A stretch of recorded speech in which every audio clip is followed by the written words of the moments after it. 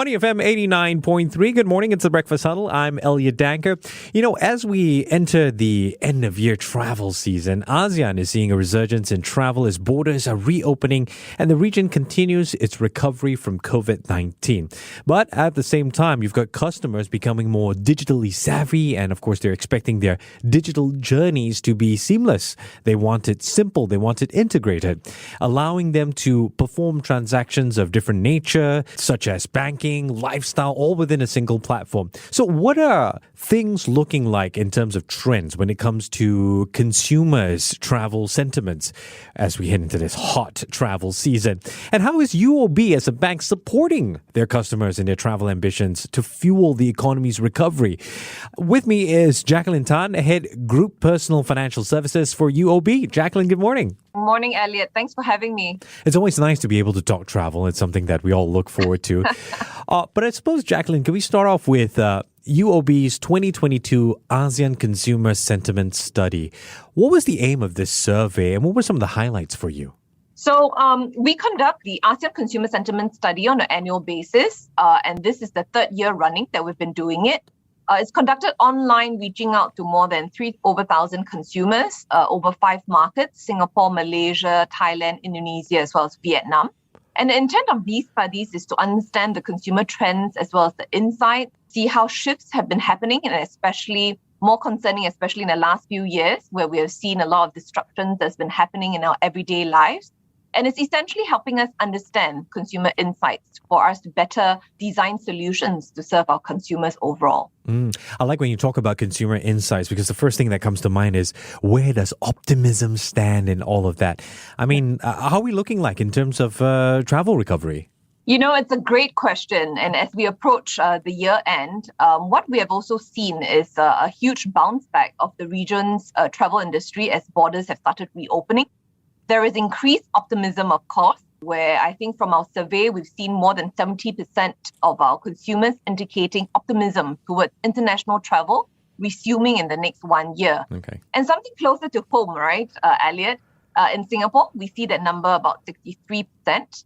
And in fact, in addition to the optimism in international travel, more than 1 in 2 are optimistic about our COVID-related restrictions on out-of-home activities to be lifted in the next 1 year. So I would say the overall positive sentiment, being hopeful, grateful, happy, calm, and it also comes with the back of the reduction of COVID cases that we've seen across the world consistently, a good vaccination rate, and of course, the resulting in the reopening of borders. So great trends that we are seeing towards the festive season for year end. So safe to say, I mean, if we were to talk about the particular factors that have led to this optimism, that is, it's really around COVID management. And of course, some time has passed since we've implemented these COVID-safe measures. That's right. I think there has been positive trends across all. And from our survey, in fact, with these positive sentiments, 4 in 10 actually saying that, you know, with the optimism even in travel and the reduction in all these restrictions, 4 in 10 actually say they're more happy to travel in 2022. And that's a 30% lift from what we saw last year. And when we looked at the top spend categories across all the 5 markets that we surveyed, travel comes in the top 5. Categories. And we do see, you know, based on our data, increase in airline spend as well as even hotel bookings. The average ticket sizes have also increased. So I think there is a resurgence in travel, or vengeance travel, as some would say it, towards the year end that we see. It's interesting because I feel like we've been using the term revenge travel for the best part of 6 months now. Diving more specifically into how people are spending where revenge travel is concerned, what are you looking at in terms of the anticipated spending patterns? We know people are spending more on flights. Hotels, I suppose, is one of them as well? Yeah, definitely. Flight, hotel and accommodation, definitely. What we do see as well, aside from the travel spends where it breaks down into hotel, accommodation, F&B, which is food and beverages, dining or even retail spend. In fact, about hotels and accommodation take up about 30% of individuals' average travel spend. And retail shopping about 25%, and then dining about 20%.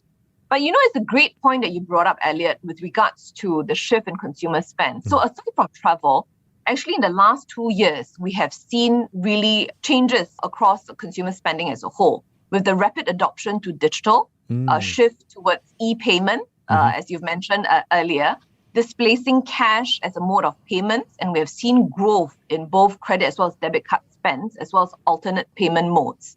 And in Singapore, in our survey across all the five markets, we saw 6 in 10 actually made payments with their credit and debit cards in the last 1 year. And that's the highest in the 5 ASEAN markets that we surveyed. That's also translating to the growth in billings that we have seen. Okay. In fact, actually, some have even asked me, in fact, overall billing spending has gone back to pre-COVID levels, or even higher than pre-COVID levels. In fact, it's grown 30% year on year and more than 10% higher than what we saw in 2019. So that optimism is and the discretionary spending is encouraging overall. Yeah, it must be good news, and especially with UOB in the forefront of all of this. I suppose it's also down to how people like the convenience of these integrated banking services in that sense.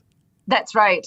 One thing that came out very evident in the survey, Elliott, is that consumers, as the reopening and going through the last 2 years where there was rapid digital adoption, there is also an increased expectations for banking services to offer both seamless on to offline, the whole integration of when I do banking digitally, self-serve, or assisted through a banker offline channel. So we call this the importance of growing an omni-channel banking strategy, which allows the customers to bank whichever way they prefer.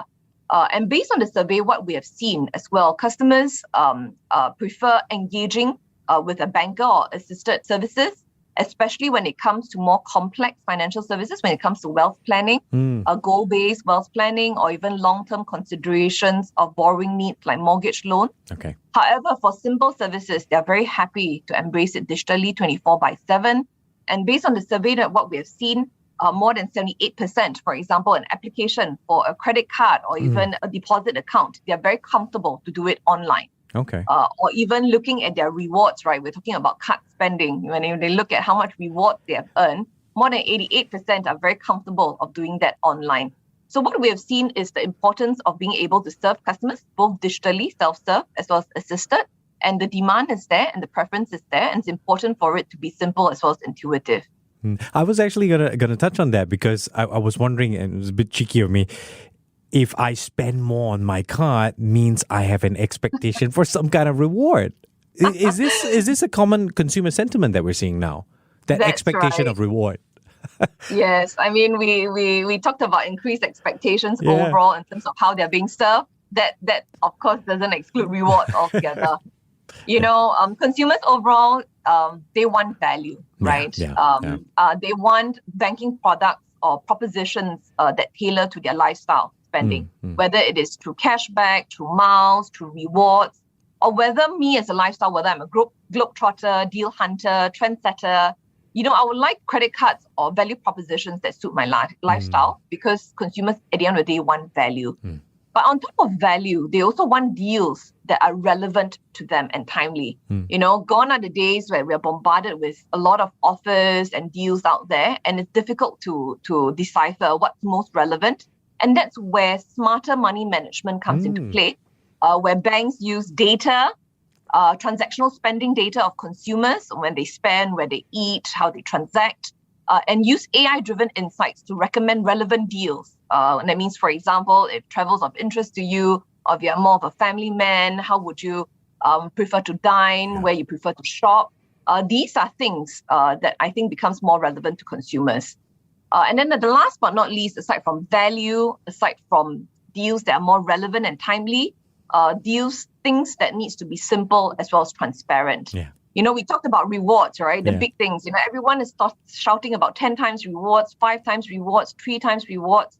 I think where consumers now demand is how am I able to track my spend, categorize it, and able to see how much rewards that I've earned on each simple transaction. And that we can facilitate it through our mobile banking app, UOB Tomorrow, for example. Because, aside from the 10 times, 5 times, they're always, this excluding that. So I think the simplicity and transparency to allow customers to see it on their mobile banking app on the go becomes a great benefit to them altogether. Yeah, builds a lot of trust as well, and such a precious commodity. With everything that you've explained, you really show how competitive the banking landscape is. I mean, I wish we could go into more detail on that, but that's a whole other conversation. But Jacquelyn, based on what we've talked about, right, I'm curious, with all these trends in mind, what should we expect of the upcoming year-end travel? What are you anticipating? Yeah, that's a great question. I mean, year-end, school holidays have also started, the festive season. We would expect discretionary spend on travel to continue to be on the rise, whether it is travel for short hauls, long hauls, and it's evidenced from the demands on flights as well as hotel bookings that are full or even hard to get, right? Yeah. We do see consumers also using their miles that they've accumulated over the past few years to redeem for flights or to pay for their travel spend. So the accelerated burning of their rewards that we do see. We do see customers looking for propositions that bring them value. In fact, in the last 6 months, we've seen an increase in application for our miles card or even our KrisFlyer credit or debit card, or even our multi-currency account where you can set a preferred foreign currency for your foreign purchases. And, we do see Singaporeans spend, like what I've mentioned, overall spend has gone back to pre-COVID level. Today, the cross-border travel spend is about 85% of where it was in 2019. And we expect that to come on par in the next couple of months altogether. So for UOB, if we look at the overall trends and insights overall, as a regional bank with a large ASEAN footprint, and we serve more than 7 million customers, especially with the recent acquisition of the Citi Consumer Banking business in Malaysia as well as Thailand, we believe that we are well positioned to serve the banking needs and the consumers living as well as connecting within ASEAN, supporting their cross-border travel, payments, as well as wealth needs. And for year-end, we have exciting programs that's going on. We're giving away first-class tickets, in fact, 32 pairs of first-class tickets to anywhere in the world for our UOB card holders, as well as more than 1,000 deals where you can shop, dine, or travel, and it's easily accessible through our mobile banking app. So a lot of exciting things along the way. More importantly, for us to tailor relevant services for our customers when they need it, and as well as the time where they need it as well. So exciting times for us. It is. I mean, as you were explaining the pre-COVID numbers, I was going, I'm back on 2 long holidays per year. Sounds about right. I just came back from three trips. There you go. There you go. Jacquelyn, just some final thoughts. I mean, if I'm a UOB customer listening right now, what will you say in terms of how UOB is supporting consumers' travel plans in the months ahead? What are you guys doing? I know you've mentioned some earlier on, but what else are you looking at? Aside from what I've mentioned with regards to the giveaway of first-class tickets, as well as deals that we've curated, we've also have an online travel marketplace called the Travel Insider, where we work with local insiders to be able to curate ideas, insider tips, allowing customers to personalize their holiday itineraries or book the best flight deals as well as accommodations around the world. So it's something that is available to all consumers and gives you one of the best deals around. We've also worked with like-minded partners such as Singapore Airlines, e-commerce, travel partners, as well as top retail malls around the region. And in Singapore, it's like Ion or even Jewel, or even top fashion retailers like Club 21. So at the end of the day, aside from providing value where it's relevant, empowering consumers to track their spend in a simple and transparent way on the go with their mobile banking app are some of the great progressive solutions that we have introduced to make sure that we keep up with the everyday consumer lifestyle as well as life stage spending patterns. Wow, that's a good one. Really exciting times ahead. I've been speaking with Jacquelyn Tan, who is Head Group Personal Financial Services for UOB. Jacquelyn, I appreciate your time this morning. Take care and have a great day ahead. Thank you, Elliott. Thanks for having me.